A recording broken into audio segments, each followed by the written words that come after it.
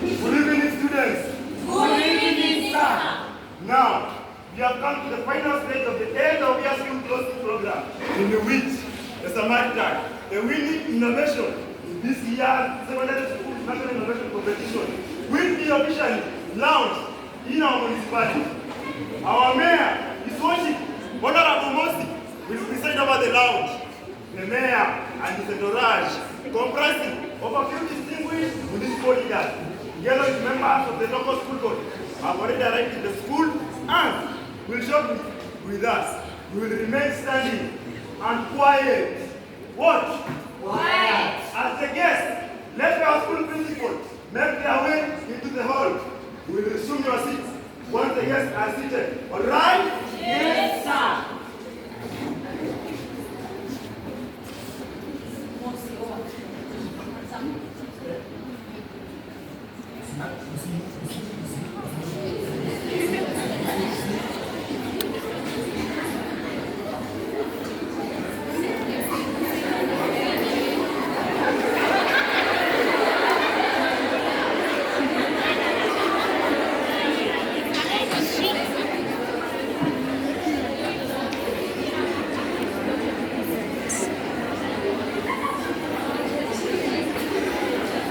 Let us all clap for our guests.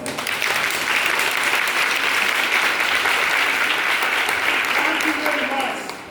You may now resume your seats. It is now my humble duty to invite our school principal to welcome our guests and lead us through the rest of the program. Thank you.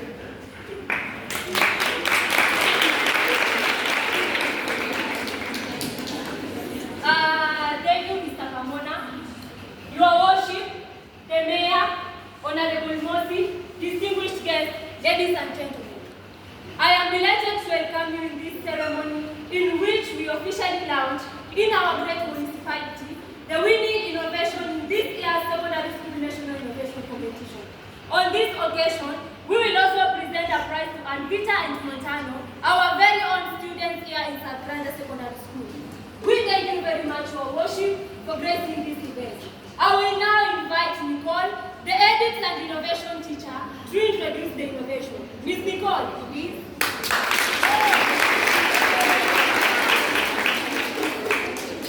Your Worship, Honorable Mosi, distinguished guests, ladies and gentlemen, I am most humbled to introduce an innovation that has captured the imagination of our municipality.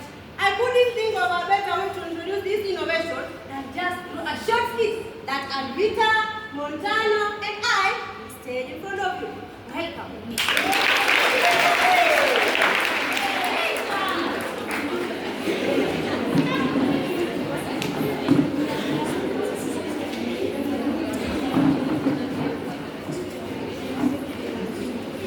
Tell me, Alvita, what can you do as a society to ensure you have a good future? Right now, it seems extremely bleak. I shudder to think about it. Extremely bleak? How do you know that my future is extremely bleak? Well, yesterday, I was sitting under the tree behind the classroom, thinking. And then? I traveled to the future. Yes. About 50 years from now. And guess what? I saw you working at a corner. At a corner. As a popular. In the city. You look city and butter. You are not of color and running. If I remember well. Oh, me a cobbler? Was it a nightmare you had or an hallucination? No. Was it a nightmare yet? No. I think it's a nightmare. Listen. It's called traveling to the future. You close your eyes and try to figure out how your future will look like, given in past and current trends. You can also travel to the past. One time, Yes. I traveled to the past. And I sat in my mother's room. It was very dark in there. Oh, what a strange thing to do. But me, a cobbler, you said? You are actually fortunate to have a source of income as a governor. Millions of young people were loitering aimlessly in the streets and villages without gainful employment. All of them are poor, hungry, and hungry. You are really serious, Montano. You want to mean with all my education I could not get a job? Come on, guys. You see, Alvita, Yes? our country has been and is producing more graduates each year than the number of jobs is able to create. At this rate, what is this will be the situation over a period of 50 years? I was in no better position. I was earning my livelihood as a panist. I knew. We are not so popular still band at that time. Eh? But joblessness was not even my main concern. Then what was your main concern? The way your nose was running, eh? Your nose was running as though you had a drum of fuel in the middle of your head. I'm trying to do this thing. You will see another day. This is unusual. Why on earth my nose was running like that? I think because it was the awful smell in the cities that day. All cities had bad stink because cleaning water was very scarce. Why was there no water? Climate change had occasioned unpredictable weather patterns. It was hardly raining anymore. It was raining once in a year, at Like most for here. only 10 minutes. And the new climate would only support plants and animal life. You mean animals and plants they don't die? Most of them. In fact, people have no choice but to adapt to these strange things like insects, rodents, crawling creatures, and sea creatures that will survive the harsh climate. And that was in a short supply too. So, most people like to adapt in eating plastic, synthetic fibers, and other bizarre things I couldn't make out. I saw you chewing a gun bag at one point. It appeared you can eat anything more and bizarre. You want to make it sound like life will just come to an end in 50 years? You are very right. I'm not lying. Life expectancy has dropped drastically. You see, people today are able to live up to 80 years or even more. Eh? In that future, they were only able to live to 30 and 40 years at most. And why were we dying so early? Diseases and malnutrition. Diseases and malnutrition. Many people could not afford the good food and medicine. Crime was too high. It became disorganized chicken. Like chicken, you say? What we call this was done in a municipality. In any case, and as you know, law enforcement and judges would only stop those who use their farm. So, the rest of the people have no avenue for protection and justice. They have to figure out a private arrangement for security and justice. If you get what I mean. That's pretty much the situation today. It has only adapted over a period of 50 years. I will tell you, my dear Montana, lack of knowledge is darker than night. I also traveled to the same future with this man, and I saw an extremely different world. Really? Tell us. You see, people have become so creative that they designed a diligent robot that replaced even professionals like police officers and judges. So, law enforcement and justice was rendered to all people by machines without discrimination. Oh, what an incredible idea. How can a robot possibly enforce the law and make a judgment? Oh yes, it can. I've been too read about decision-making algorithm. If today a computer software can do a better job than an accountant, then what is so special about developing an artificial police officer or a judge? Oh, what 5 drinks you entertain? Exactly. I also saw that life expectancy had increased to over 700 years. Get serious, Peter. Yes, drugs have been developed for regenerating body cells, like this your body, in such a way that no one will know old. I remember seeing you, mistress. You look so beautiful and young at 250 years of age. And Peter, I always knew you had a fertile imagination. That's obvious, eh? I can assure you, no future is possible given current trends in our municipality. Lord forbid. It is possible, isn't it? Yes. Through creativity, we have transformed human society so fundamentally that we did not need jobs. Forget about cobblers and all this. Machines were doing all the work for us.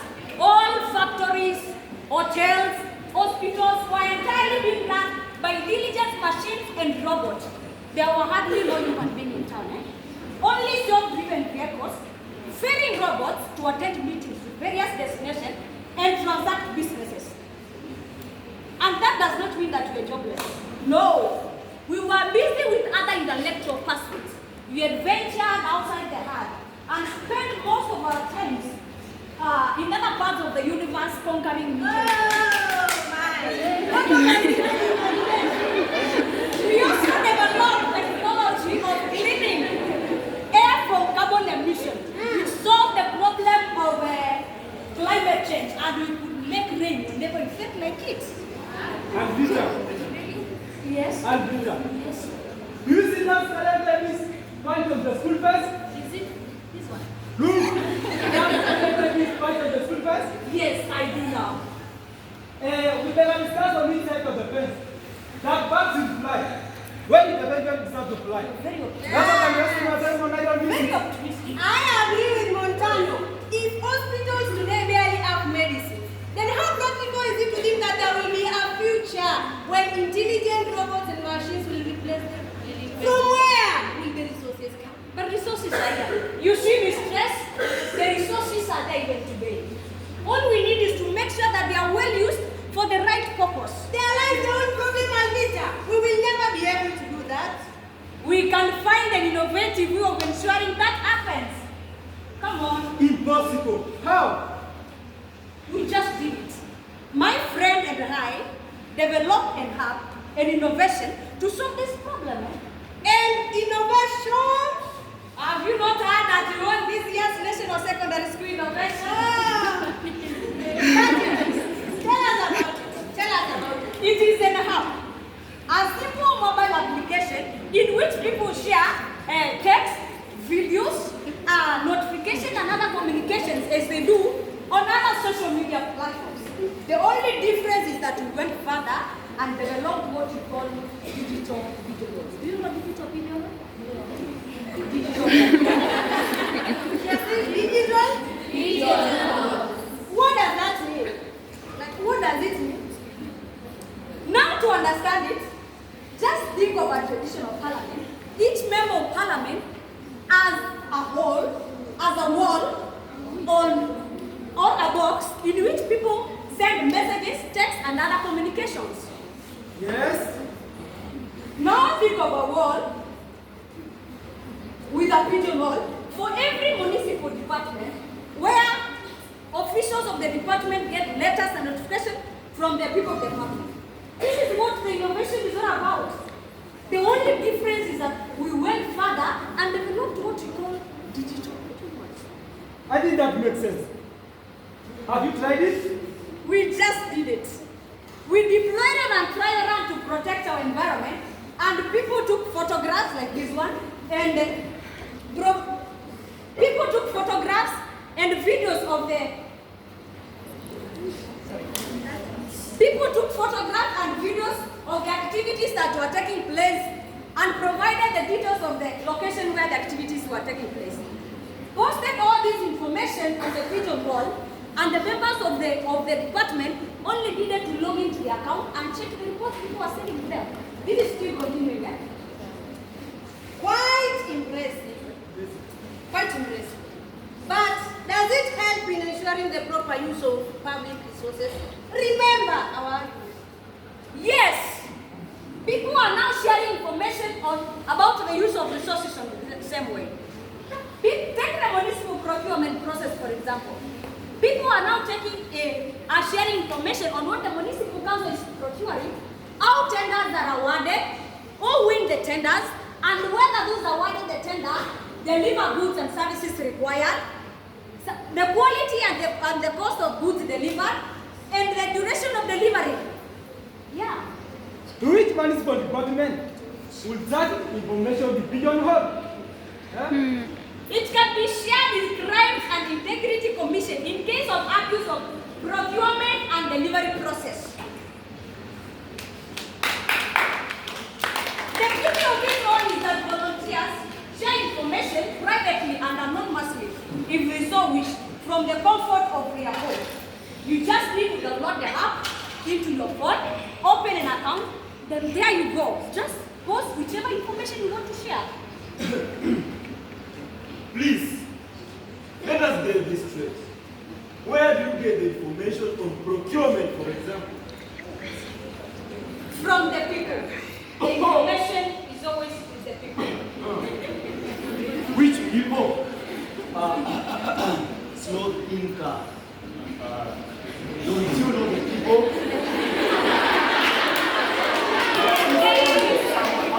Information. Let her explain. It is an app where people share information and all messages. That's why we named it the Samaritan, after the parable of the Good Samaritan narrated in the good book. Good people? Are there good people around here? Yes. How do you know these people won't write lies? People will take responsibility of what they write, as indicated in terms and conditions of using the app. Users will take legal responsibility of what they share.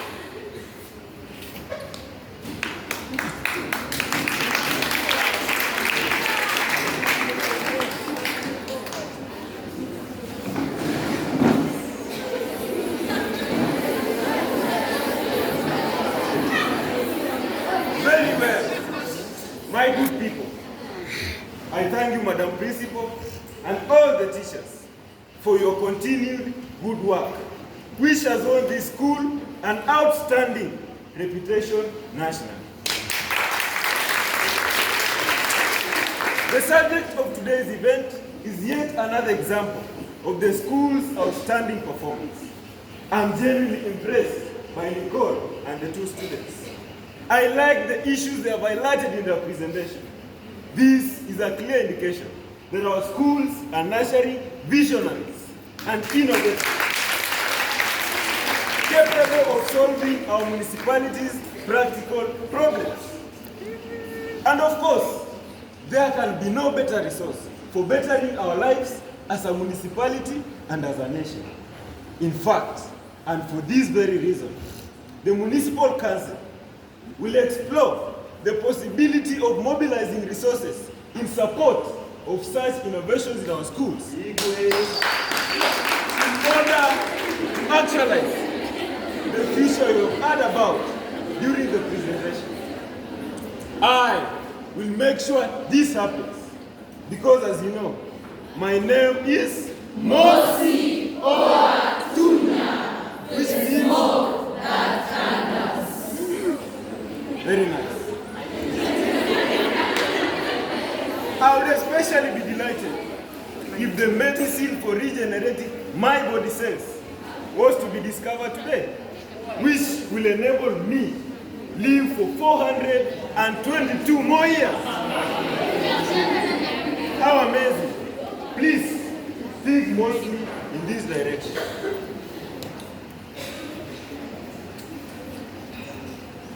However, we will neither launch the innovation nor present the prize today.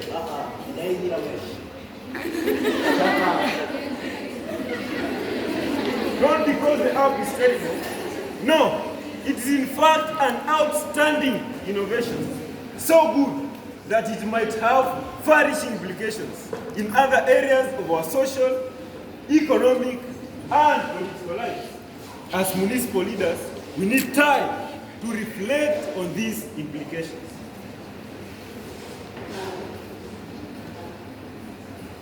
I now request teachers and students to leave as we discuss, together with the principal and teacher Nicole, how we will move forward with this incredible innovation.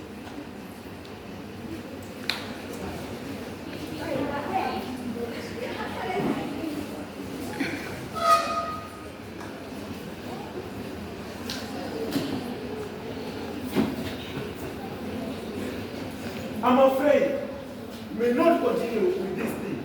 Oh, I've even forgotten what you're calling. But why? Why? This is a blessing for our country. Don't you see? It might turn out to be a platform of misinformation, lies, and witchcraft. You see, last year, someone spread a rumor that I had died. He just sent a text message to some social media platforms, and it spread like a wild bushfire. And do you know almost actually dying. During that time, I accidentally swallowed a whole toothpick.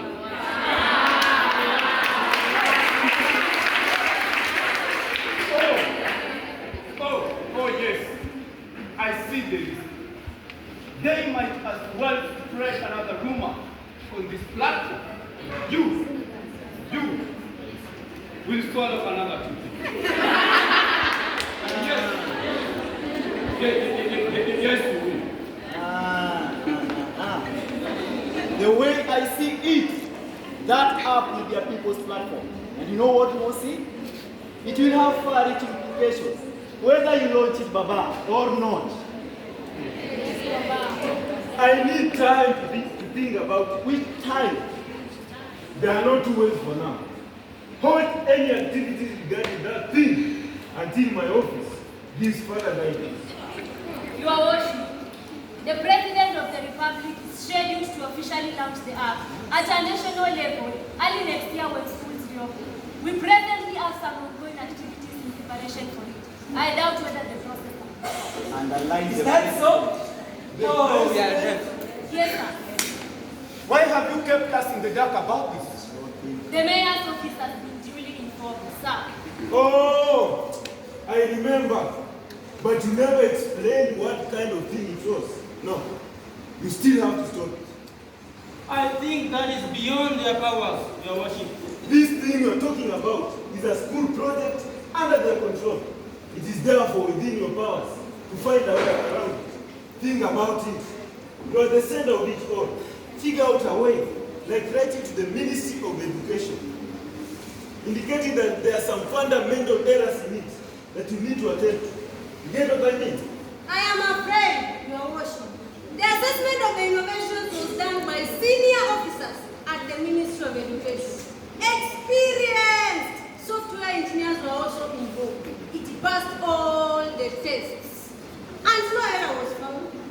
My good teacher, I'm the mayor of this municipality, voted in by hundreds of thousands of people.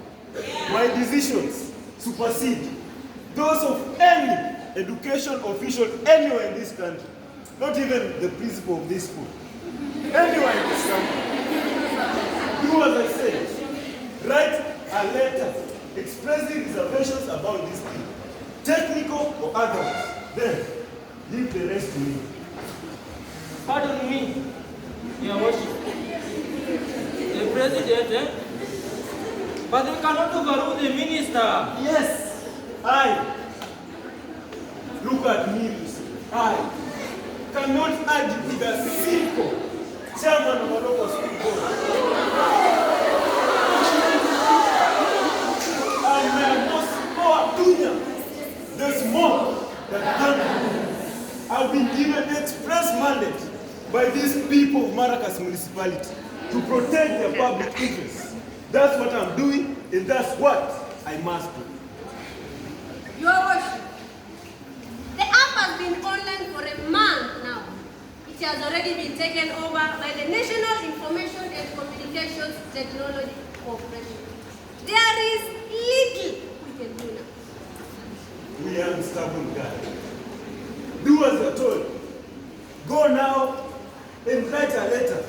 Copy my office through the school prison. I expect to find a copy of the letter in my office in an hour's time later. I will do what is